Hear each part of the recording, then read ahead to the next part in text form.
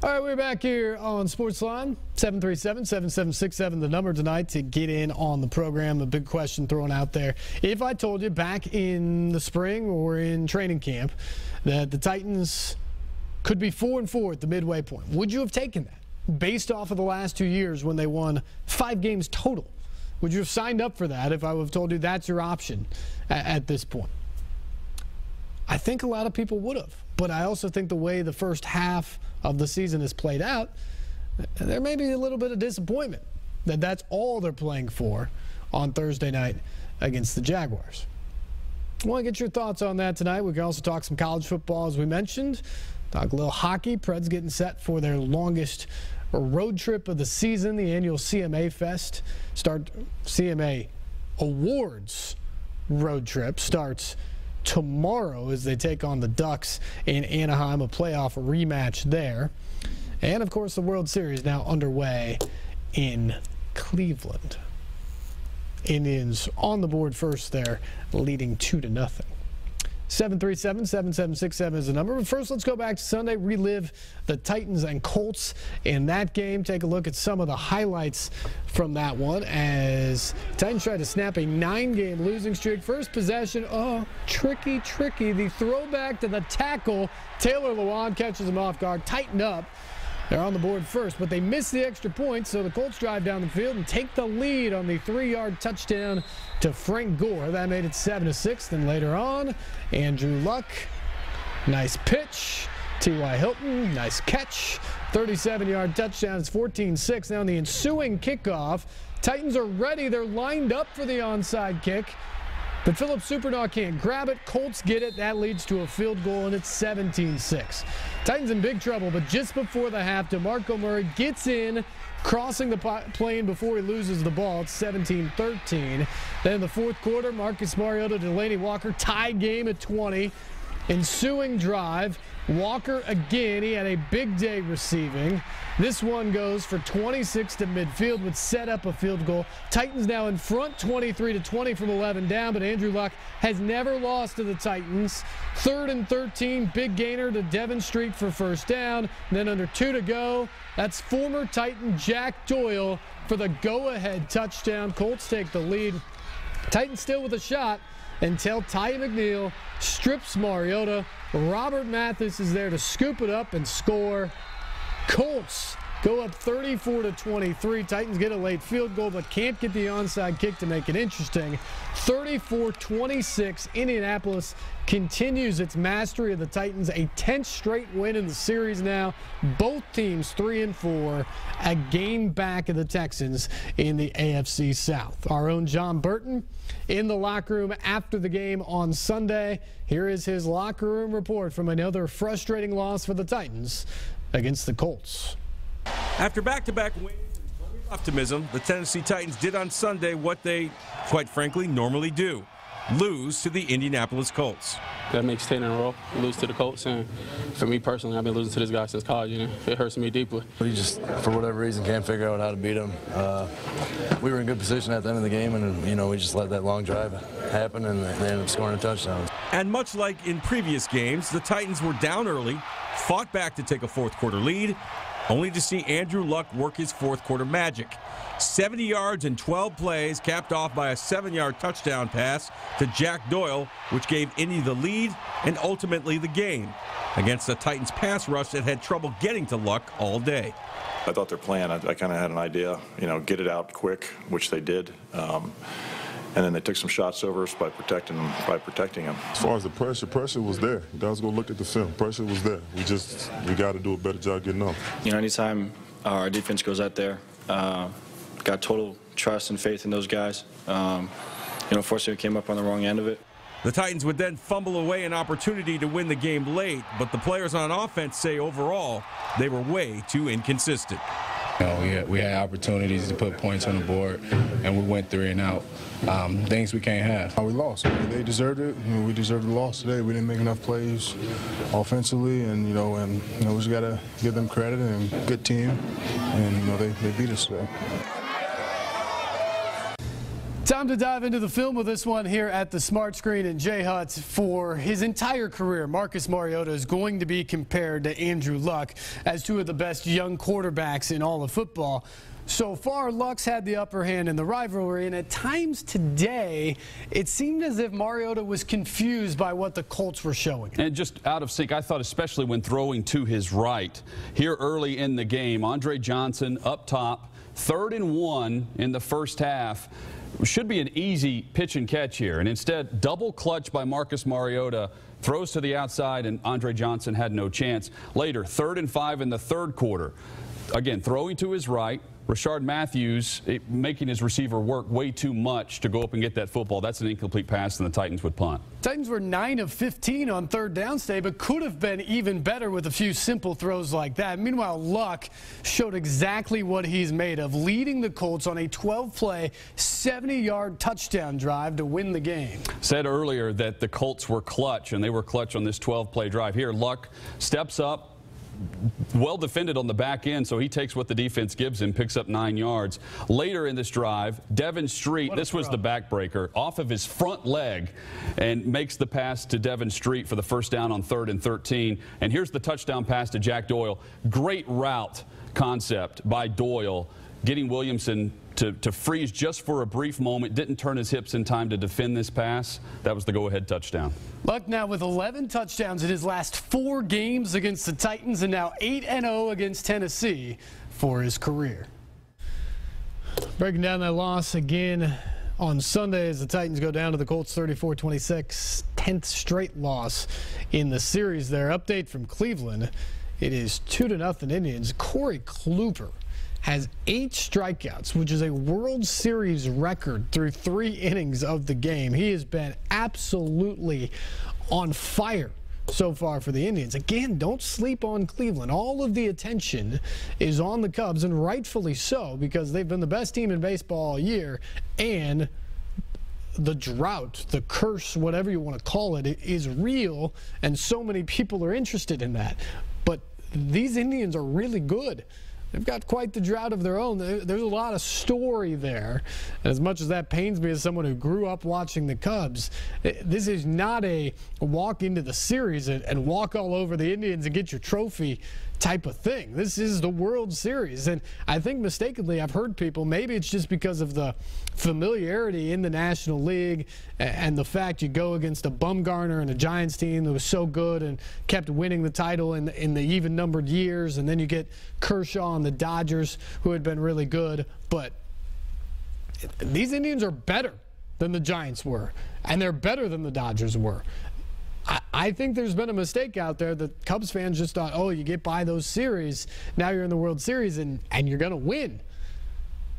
This is going to be the toughest series yet. It is going to be a real challenge for the Cubs to go to Cleveland and win a game, and they're going to have to win a game at some point, even if they win all 3 in Chicago.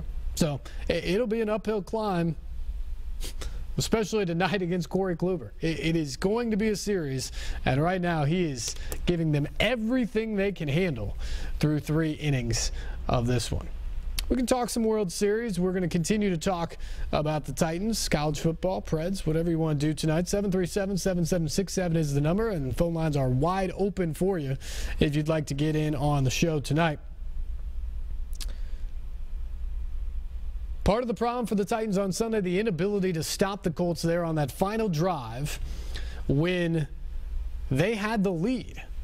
The defense just could not get off the field. We showed you the 3rd down and 13 where Andrew Luck made a terrific play to extend the drive, then ultimately throws the touchdown to Jack Doyle. Titans defense has got to get off the field. And that's the thing. If you look at the 7 games so far, the Titans have played 7 games, and all of them have been a 1-score game at some point in the 4th quarter, which means you got to make a play. You got to make the drive to win the game. You've got to get the stop to win the game. At some point, you got to make a play. And the Titans have been able to do that 3 times. 4 times they were unable to do that, or the other team made the play. But that's the reality for this Titans team right now, is they're not good enough that they're going to blow teams out often. they're going to be in a lot of tight games, and they're going to have to come up with some of these plays to make them and win. Sunday, the opportunity was there. After the offense did its job to get them the lead with the touchdown and then the field goal in the fourth quarter to go up 23-20, the defense was on the field and had the opportunity to get the stop, and they were unable to do it. They couldn't get off the field on third down, third and goal, give up the touchdown. And that is a killer. That's a killer. And that's how the Colts win the game. Yeah, there's the fumble later. That kind of put it away. You can't have that either. But it felt like the game was that drive. When the Colts were driving and marching down the field, that felt like the game. Get a stop. Heck, even hold them to a field goal. You give your offense a real chance to then come back down the field, only need a field goal then to win. But you give up a touchdown, that feels like the ball game in a lot of ways. And that, unfortunately, is what the Titans did. Let's go to Mike. Mike, good evening. Hi there, Burford. Hey, I got a question to ask you. Do you think that we would ever have a pro team basketball like the Lakers have out in L.A. and maybe call it Music City Cats or something like that and have our own gym to raise money like the Titans have their own football field and the Commodores have theirs and the Predators have the hockey? I just wonder if we could ever have a chance of having a pro team basketball in Nashville. I hang up and thanks for your time. All right, appreciate the call. I'll never say never. I mean, Nashville's obviously one of the fastest growing cities in the country. There's a ton to do here. I think we certainly have the money and the people now to support things like that. But Memphis got the basketball team. Memphis got the Grizzlies. They got them first. And I don't think the NBA wants to double up in the state of Tennessee like that. So I think you're probably stuck with the Titans and the Predators, which, heck, is doing us pretty darn well right now. And I think if there was ever going to be an expansion to Nashville, and I don't think this is in the imminent offing, of the big four sports, I think you're more likely to see a baseball team come. Because there just isn't a ton. You've got Atlanta, but then you kind of have just a south expanse without a professional baseball team. So I think that would be the next one, although we just built a $45 million AAA ballpark that's gorgeous. So I don't think the city's necessarily looking out there saying we got to get a Major League Baseball team in here right now. So I don't think that's imminent. The most likely thing is professional soccer. You keep seeing different levels of that trickle into the city. You know, soccer teams coming. I think that's probably the most likely next step for a professional franchise in Middle Tennessee. But if you're looking for a big four-sport expansion, I think it's baseball over basketball. Although the one argument for basketball is the fact that they could play in Bridgestone Arena. They could share it with the Predators. The arena's already set in such a great location that is. The problem is, again, you have a very good arena with a good franchise happy in Memphis. Is the NBA going to double down on Tennessee like that? I don't know. I don't think so, but we obviously will see. Whatever happens, professional sports expansion, going to be a ways off. It's not in the imminent offing here for Nashville. More phone calls available if you'd like to jump in on the program. 737-7767 is the number. But we're talking about the defense giving up that final drive. John Burton caught up with one of those defenders, Damian Stafford, in the Titans locker room in the Chevy player one-on-one on Sunday. Well, Staff, it had to be another frustrating day to see Andrew Luck go down and kind of get the game-winning drive again. Seems like that happens a lot when you guys play the Colts. Yeah, it sucks to give up the game-winning drive against anybody. Luck, Brady, anybody. I don't care who it is. It's just tough. It's a tough one. You know, we got to close the game better. You guys get down early, but you fight back. You had to be feeling like you didn't get what you deserved at the end of this game. We just got to, like, it's in our hands, you know what I'm saying? We just got to finish the game. We can't get mad at the hand we're dealt. We just got to finish the game. If we finish the game, we won't be having sad faces. Obviously, not a whole lot of time to dwell on this short week to get ready for another divisional team coming in, Jacksonville Jaguars, Thursday night. Yeah, a short week. You know, we get back at it tomorrow, and then, you know, we'll try to get it turned around Thursday. Steph, appreciate the time after a tough loss.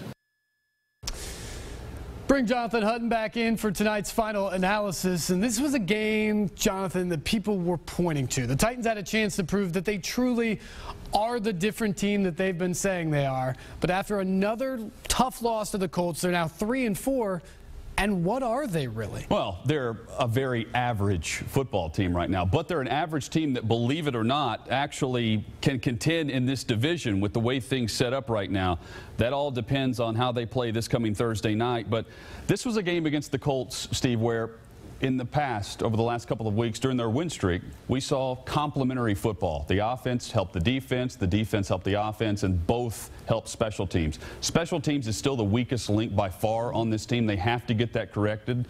But offensively and defensively, we just didn't see that same complementary football we've seen over the last 2 weeks. So the Titans are better, but not good enough to overcome mistakes. Yeah, and that's where they have to prove going into Jacksonville in the game Thursday night that they're able to put a loss like this behind them and move forward, because this was a game that you want to quickly forget and move past. They're going to have to do that quickly this week. Yeah, because there's no time to lick your wounds. Back at Nissan Stadium Thursday night against the Jags in another tough AFC South game. They're going to have a walkthrough tomorrow at St. Thomas Sports Park. They're going to treat Monday like a Wednesday and move from there in a quick game week.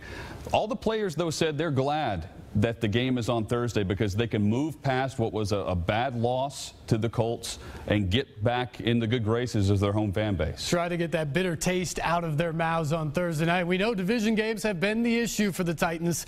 They've just split even against the lowly Jaguars over the last 7 years.